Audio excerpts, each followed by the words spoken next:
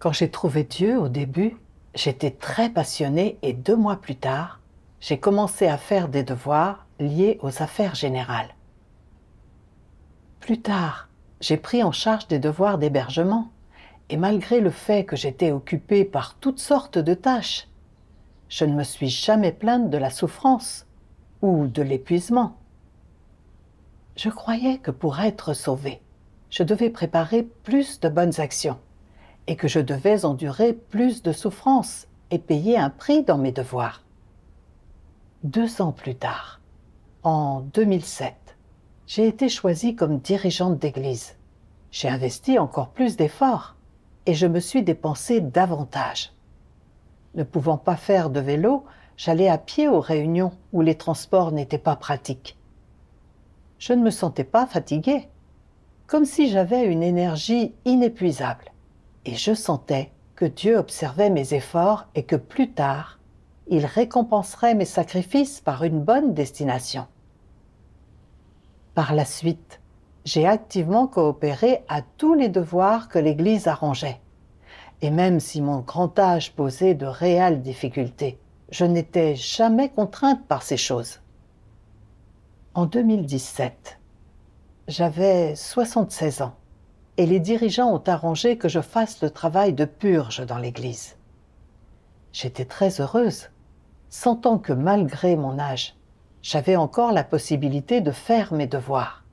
C'était vraiment Dieu qui me donnait sa grâce et m'exaltait.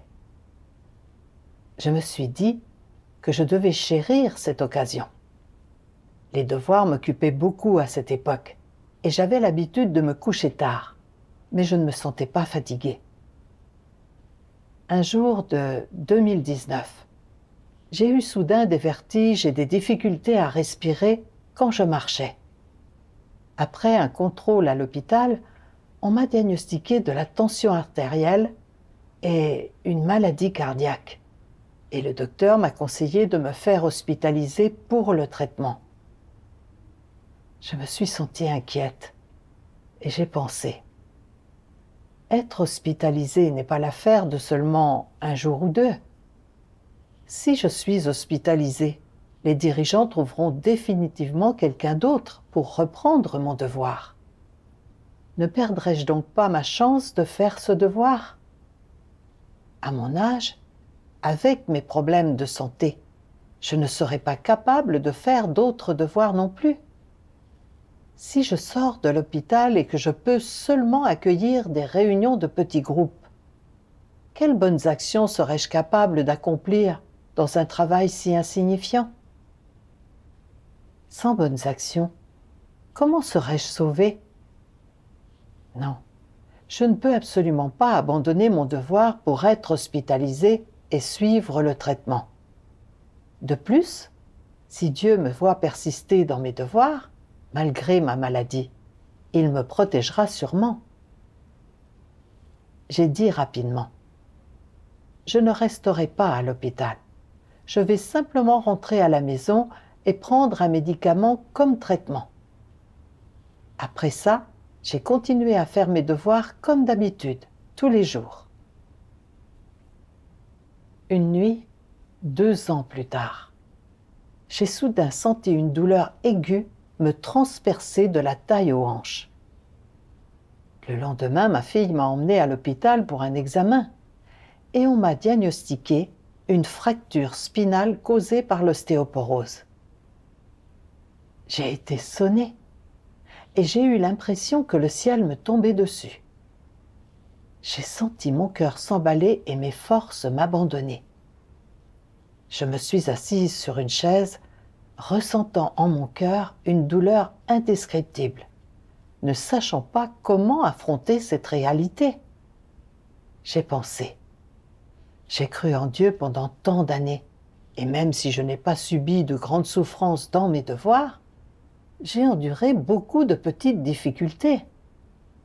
De plus, puisque je fais mes devoirs actuellement, comment une maladie pourrait-elle soudainement me frapper? Dieu pourrait-il utiliser cela pour que j'arrête de faire mes devoirs? Je me suis sentie véritablement désespérée. J'ai alors pensé, même si je guéris plus tard de cette maladie, à mon âge, je ne serai plus capable de faire des devoirs significatifs.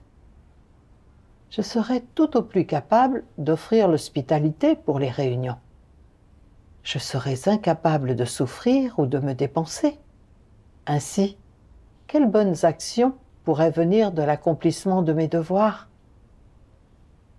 J'envie réellement ces frères et sœurs plus jeunes qui peuvent faire toutes sortes de devoirs. Comme ce serait merveilleux si je pouvais juste revenir en arrière de quelques dizaines d'années. Pourquoi Dieu ne m'a-t-il pas laissé naître quelques décennies plus tard? Quand je suis rentrée à la maison, je pouvais juste me coucher et je devais avancer à tout petits pas. Je ne pouvais faire aucun devoir. Quand les sœurs sont venues, même ouvrir la porte a été une lutte. Je me sentais réellement négative et je pensais « Suis-je devenue inutile ? J'ai cru en Dieu pendant tant d'années, faisant toujours mes devoirs, souffrant et me dépensant tellement. J'ai cru à un moment que je pouvais être sauvée, mais je n'ai jamais imaginé que je deviendrais inutile et incapable de faire un quelconque devoir. » Ces pensées ont plombé mon cœur.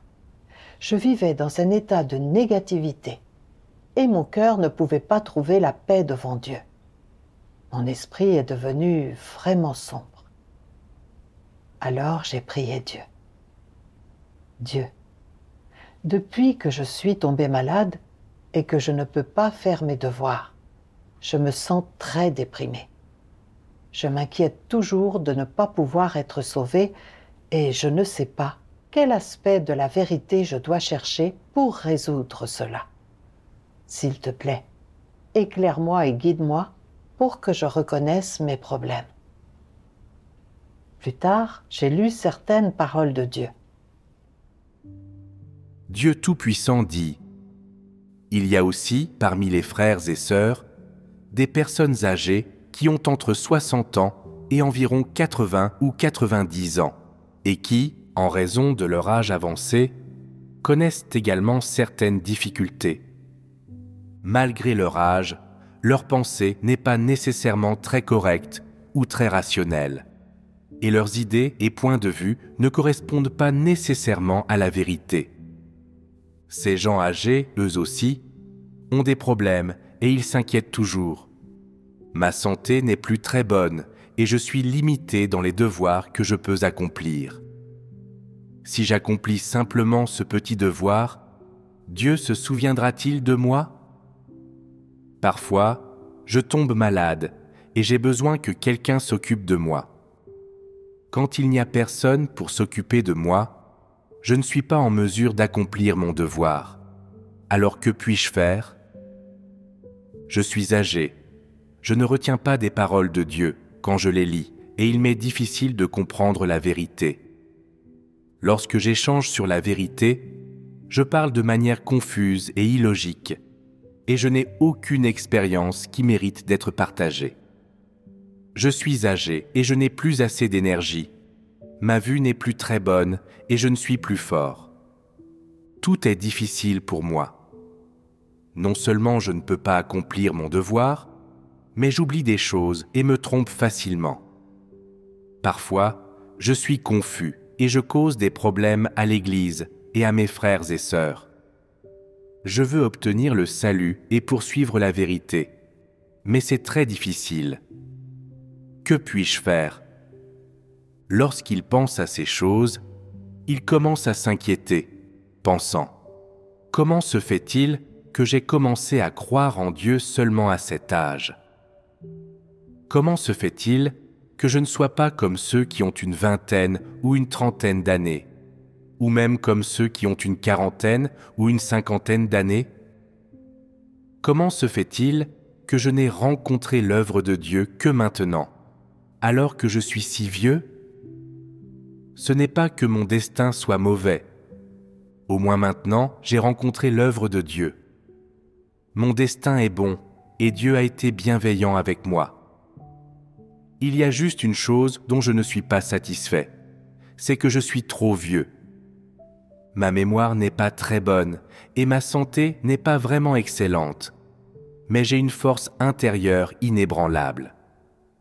C'est juste que mon corps ne m'obéit pas et que j'ai sommeil après avoir écouté pendant un moment lors des réunions. Parfois, je ferme les yeux pour prier et je m'endors, et mon esprit s'égare lorsque je lis les paroles de Dieu.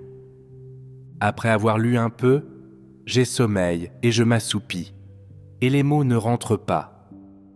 Que puis-je faire? Avec de telles difficultés pratiques, suis-je encore capable de poursuivre et de comprendre la vérité?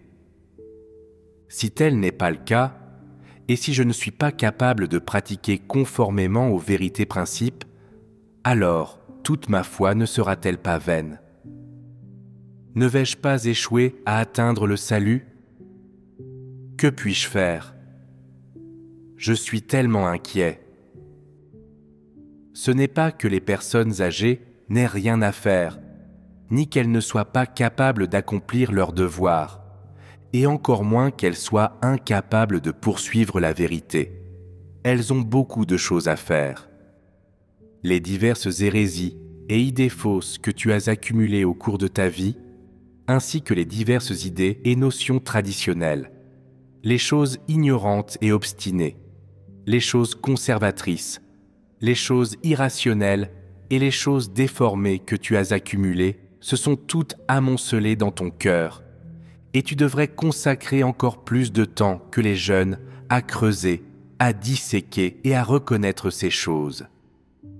Ce n'est pas que tu n'aies rien à faire, ni que tu devrais éprouver du désarroi, de l'angoisse ou de l'inquiétude lorsque tu es dans un moment creux. Ce n'est ni ta tâche, ni ta responsabilité.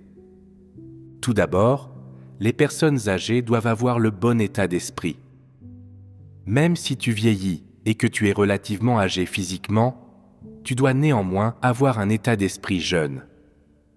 Même si tu vieillis, que ta réflexion est ralentie et que ta mémoire est mauvaise, si tu peux encore te connaître, comprendre les paroles que je dis et comprendre la vérité, alors cela prouve que tu n'es pas âgé et que tu ne manques pas de calibre. Si quelqu'un a 70 ans, mais n'est pas capable de comprendre la vérité, cela montre que sa stature est trop petite et qu'il n'est pas à la hauteur. Par conséquent, l'âge n'a aucune importance lorsqu'il s'agit de la vérité. Après avoir lu les paroles de Dieu et réfléchi à mon état, j'ai pris conscience qu'il était exactement celui que Dieu avait exposé. Et je me suis sentie honteuse et embarrassée. Depuis de nombreuses années, je croyais en Dieu et je me concentrais sur un travail apparent plutôt que de faire des efforts vers la vérité. Et je n'avais pas une compréhension claire des vérités sur la façon dont Dieu œuvre pour sauver les gens. Quand je suis tombée malade, mon tempérament corrompu, mes pensées et mes idées fallacieuses et biaisées ont tous été exposés. Quand j'étais en bonne santé, sans maladie ou désastre qui me tombait dessus, je faisais mes devoirs tous les jours comme n'importe quelle personne jeune, et je me sentais vraiment heureuse. Avec l'âge, différentes maladies étaient apparues les unes après les autres, et je m'inquiétais constamment du moment où je pourrais tomber malade et être incapable de faire mes devoirs. J'étais souvent anxieuse et frustrée, pataugeant dans les émotions négatives. Plus tard, quand je suis tombée malade et que je n'ai pas pu faire mes devoirs, je me suis complètement écroulée. Et j'ai même mal compris Dieu. Je pensais que Dieu voulait m'éliminer et qu'il n'allait plus me sauver. Alors, je ne pouvais pas me lever et je vivais dans un état négatif. Maintenant, j'avais compris que même âgée et malade, et incapable de sortir faire mes devoirs, mon esprit était encore clair. Je pouvais encore saisir les paroles de Dieu et je pouvais encore chercher la vérité pour résoudre mon tempérament corrompu. Sous la direction des paroles de Dieu, j'ai gagné la foi. Je me suis dit tout bas que tant que j'étais en vie, je devais saisir cette occasion limitée de faire des efforts pour la vérité et l'utiliser pour résoudre les pensées et les idées biaisées et fallacieuses en moi. J'ai prié Dieu. Dieu, quand auparavant j'étais capable de me dépenser dans mes devoirs, je sentais que je poursuivais vraiment la vérité. Mais maintenant que je suis tombée malade, j'ai développé des malentendus et je suis devenue excessivement chargée de négativité. Qu'est-ce qui a causé cela exactement? S'il te plaît, éclaire-moi et guide-moi pour que je puisse en tirer une leçon. J'ai lu 2 passages des paroles de Dieu.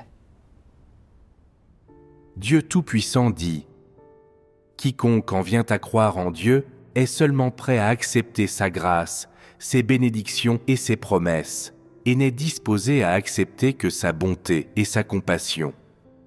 Mais personne n'attend ni ne se prépare à accepter le châtiment et le jugement de Dieu, ses épreuves et son épurement, ou le fait qu'il prive de quelque chose, et pas une seule personne ne fait des préparatifs en vue d'accepter le jugement et le châtiment de Dieu, le fait qu'il prive de quelque chose ou ses malédictions.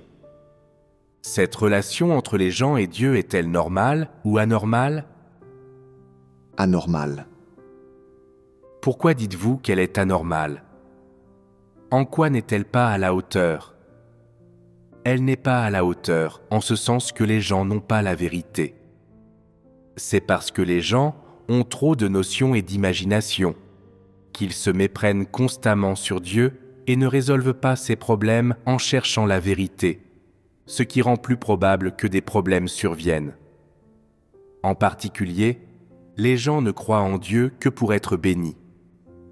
Ils veulent seulement conclure un marché avec Dieu et exiger des choses de lui, mais ne poursuivent pas la vérité. C'est très dangereux. Dès qu'ils rencontrent quelque chose qui est en contradiction avec leurs notions, ils se mettent immédiatement à avoir des notions, des griefs et des incompréhensions en ce qui concerne Dieu, et peuvent même aller jusqu'à le trahir. Les conséquences en sont-elles graves? Quel chemin la plupart des gens suivent-ils dans leur foi en Dieu? Même si vous avez peut-être écouté bien des sermons et éprouvé le sentiment d'avoir compris bon nombre de vérités, le fait est que vous suivez quand même le chemin de la croyance en Dieu uniquement pour vous rassasier de pain. Les gens croient en Dieu pour être bénis, récompensés, couronnés. Ce désir n'existe-t-il pas dans le cœur de chacun? C'est un fait. Bien que les gens n'en parlent pas souvent et qu'ils dissimulent même leur motivation et leur désir d'obtenir des bénédictions, ce désir et cette motivation, au plus profond du cœur des gens, ont toujours été inébranlables. Quelle que soit leur compréhension de la théorie spirituelle, leur connaissance par l'expérience, le devoir qu'ils peuvent accomplir, les souffrances qu'ils endurent ou le prix qu'ils paient, ils n'abandonnent jamais cette motivation d'obtenir des bénédictions qui est cachée au plus profond de leur cœur, et ils fournissent des efforts toujours silencieusement à son service.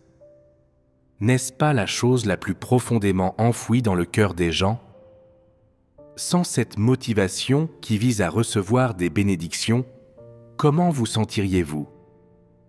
Quelle serait votre attitude en accomplissant votre devoir et en suivant Dieu? Qu'adviendrait-il des gens si cette motivation visant à recevoir des bénédictions, qui est cachée dans leur cœur, se trouvait éliminée? Il est possible que beaucoup de gens deviennent négatifs, tandis que d'autres se montreraient démotivés dans leur devoir. Ils se désintéresseraient de leur croyance en Dieu, comme si leur âme avait disparu. Ils donneraient l'impression que leur cœur a été arraché. C'est pourquoi je dis que la motivation qui vise les bénédictions est quelque chose de profondément caché dans le cœur des gens. Ce que Dieu a exposé était mon véritable état. Depuis toutes ces années que je croyais en Dieu, mes dépenses et mes souffrances avaient toutes été menées par mon désir de gagner des bénédictions. Je considérais mes sacrifices et mes dépenses comme une monnaie d'échange pour entrer dans le royaume. Je croyais que plus j'endurais de souffrances, plus je payais un prix élevé et plus je préparais de bonnes actions, plus je serais qualifié pour être sauvé. Alors, je me concentrais sur la souffrance et la dépense dans mes devoirs. Mais quand je suis tombée malade et que je ne pouvais plus faire mes devoirs, tout d'un coup, je me suis effondrée. Cela a vraiment révélé ce que j'étais exactement. Quand il y avait quelque chose à gagner, je me trouvais capable de tout rejeter, d'endurer des souffrances, de payer un prix et de me dépenser. Mais une fois que j'ai vu que mon espoir de recevoir des bénédictions avait disparu, je me suis abandonnée moi-même. Et en un instant, tous mes malentendus et toutes mes plaintes sont apparus. J'ai vu que je faisais mes devoirs seulement pour gagner des bénédictions, traitant mes efforts, mes souffrances et le fait de me dépenser comme des moyens de marchander avec Dieu. J'étais vraiment méprisable. Ce que j'ai fait, non seulement a fait que Dieu me déteste et me hait, mais aussi que je me sens dégoûtée de moi-même.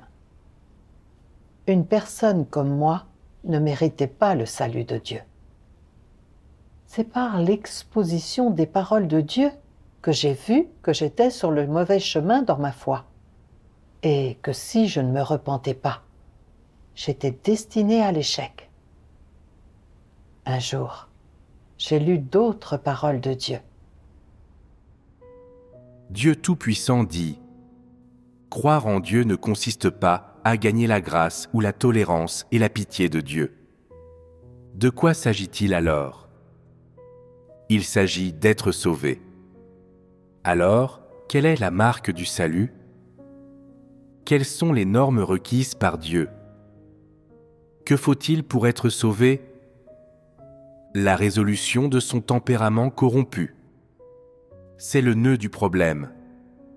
Donc, au bout du compte, en définitive, quel que soit ce que tu as souffert et le prix que tu as payé, et quelle que soit la mesure dans laquelle tu te proclames vrai croyant, si à la fin, ton tempérament corrompu n'a pas été résolu du tout, cela signifie que tu n'es pas quelqu'un qui poursuit la vérité. Ou bien, on peut dire que parce que tu ne poursuis pas la vérité, ton tempérament corrompu n'a pas été résolu. Cela signifie que tu ne t'es pas du tout engagé sur le chemin du salut. Cela signifie que tout ce que Dieu dit et tout le travail qu'il fait pour sauver l'homme n'a abouti à rien en toi. Cela n'a conduit à aucun témoignage de ta part et cela n'a porté aucun fruit en toi. Grâce aux paroles de Dieu, j'ai compris que le salut n'est pas mesuré par le nombre de routes qu'on a parcourues ou par l'importance du prix qu'on a payé. Peu importe combien de routes une personne a emprunté ou combien elle a souffert, si son tempérament n'a pas changé, alors elle ne peut pas être sauvée et elle sera finalement éliminée. Elle ne peut gagner l'approbation de Dieu qu'en poursuivant la vérité et en changeant son tempérament. Dans le passé, j'avais cru que plus je faisais de devoirs et plus je souffrais, plus mes chances de salut étaient grandes. Alors, je me suis uniquement concentrée sur la réalisation de mon devoir apparent, me dépensant et souffrant, et je pensais que si je faisais ces choses, j'aurais une chance de salut. Et j'ai même pensé que ma poursuite était justifiée. J'ai pris conscience que mes idées étaient vraiment déformées. Quand je suis tombée malade, je n'ai pas cherché la vérité pour résoudre mon tempérament corrompu. Mais à la place, j'ai développé des malentendus et des plaintes envers Dieu. Et j'ai vécu dans un état de négativité. Avec mon manque de poursuite de la vérité, peu importe combien de routes j'avais empruntées ou combien j'avais souffert, Si mon tempérament vie ne changeait pas, alors je n'obtiendrais pas l'approbation de Dieu. Dieu donne aux gens l'occasion d'accomplir leur devoir pour qu'ils soient capables de se concentrer sur leur entrée dans la vie durant leur devoir. Cela leur permet d'agir selon les vérités principes, de constamment réfléchir sur eux-mêmes et de chercher la vérité pour résoudre leur tempérament corrompu. C'est seulement en faisant cela qu'on peut atteindre le salut de Dieu. J'ai entendu un hymne des paroles de Dieu intitulé « Dieu souhaite que l'humanité poursuive la vérité et survive ».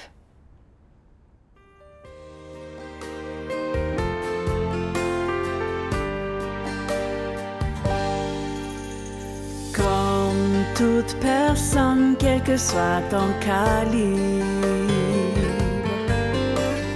quel que soit ton âge ou la durée de ta croyance en Dieu, tu dois t'efforcer de te diriger vers le chemin de la poursuite de la vérité. Tu ne devrais pas mettre l'accent sur les moindres raisons objectives. Tu devrais poursuivre la vérité de manière inconditionnelle. Ne passe pas ton temps à ne rien faire. Si tu poursuis la vérité et consacres tes efforts à la poursuite de la vérité, en tant que grande affaire de ta vie, il se peut que la vérité que tu gagneras et que tu pourras atteindre dans ta poursuite ne soit pas ce que tu as souhaité. Mais si Dieu dit qu'il te donnera une destination appropriée en fonction de ton attitude dans ta poursuite et de ta sincérité, alors comme ce sera merveilleux, alors comme ce sera merveilleux.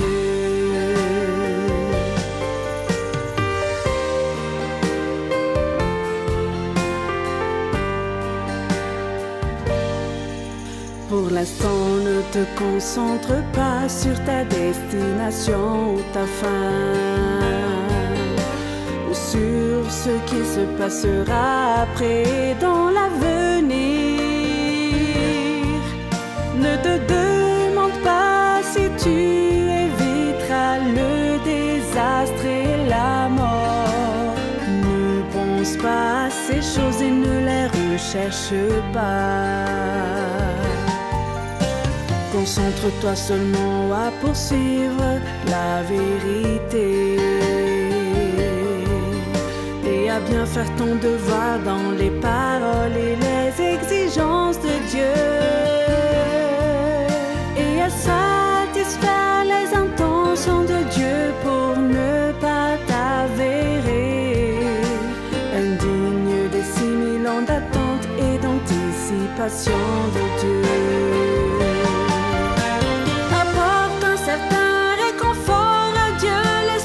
Qu'il y a de l'espoir pour toi et laisse ses souhaits se réaliser en toi. Dieu te maltraiterait-il si tu faisais cela? Dieu te maltraiterait-il si tu faisais cela? Et même si le résultat final n'est pas celui que tu aurais souhaité, en tant qu'être créé, tu dois te soumettre en toutes choses aux orchestrations et aux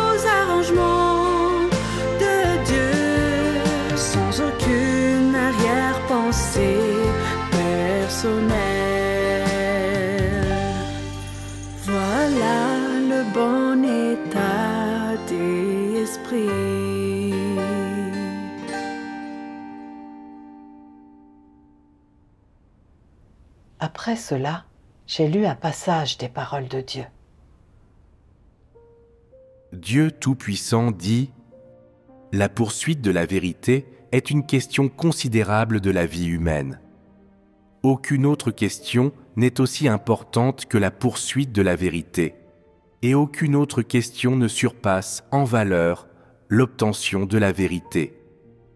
A-t-il été facile de suivre Dieu jusqu'à aujourd'hui? Dépêche-toi et fais de ta poursuite de la vérité une question d'importance. Cette étape de l'œuvre dans les derniers jours est l'étape la plus importante de l'œuvre que Dieu fait sur les gens dans son plan de gestion de 6000 ans.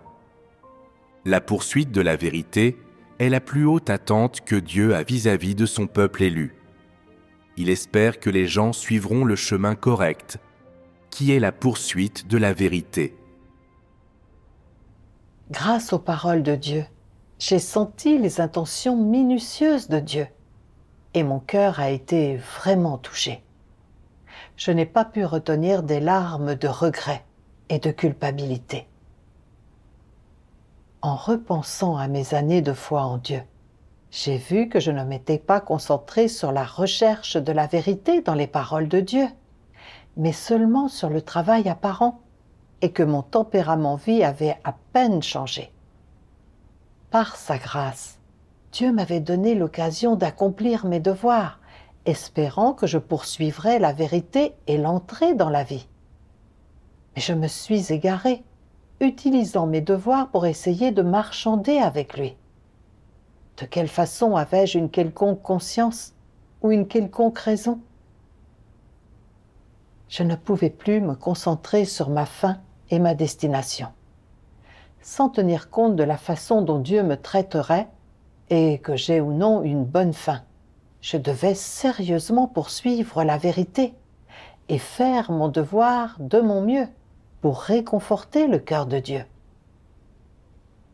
Plus tard, quand ma santé s'est un peu améliorée, j'ai commencé mes devoirs d'hébergement. Après cela, à cause des graves persécutions et des arrestations menées par le PCC, je ne pouvais plus faire mes devoirs d'hébergement. Je me suis sentie un peu perdue. Mais alors, j'ai pensé que même si je ne pouvais pas faire mon devoir, je pouvais encore m'entraîner à manger et à boire les paroles de Dieu de manière autonome à la maison. Investir plus d'efforts à y réfléchir. Et je pouvais aussi écrire des articles de témoignages d'expérience, chercher la vérité et réfléchir sur moi-même. De plus, je pouvais apprendre des leçons à la maison. Dans le passé, j'avais toujours voulu avoir le dernier mot, parler depuis une position de statut et répliquer quand les choses se produisaient, ce qui impliquait mon tempérament arrogant, que je devais résoudre. Alors, j'ai lu les paroles de Dieu et j'ai réfléchi sur moi-même et quand des choses me sont arrivées, je me suis consciemment soumise et j'en ai tiré des leçons, apprenant à me mettre de côté et à accepter le conseil des autres. Maintenant, je suis âgée et je ne peux faire aucun devoir important. Mais Dieu dit: a-t-il été facile de suivre Dieu jusqu'à aujourd'hui? Dépêche-toi et fais de ta poursuite de la vérité une question d'importance.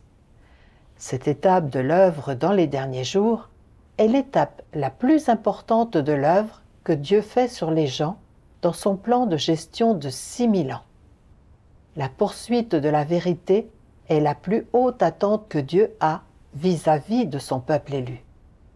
Il espère que les gens suivront le chemin correct, qui est la poursuite de la vérité.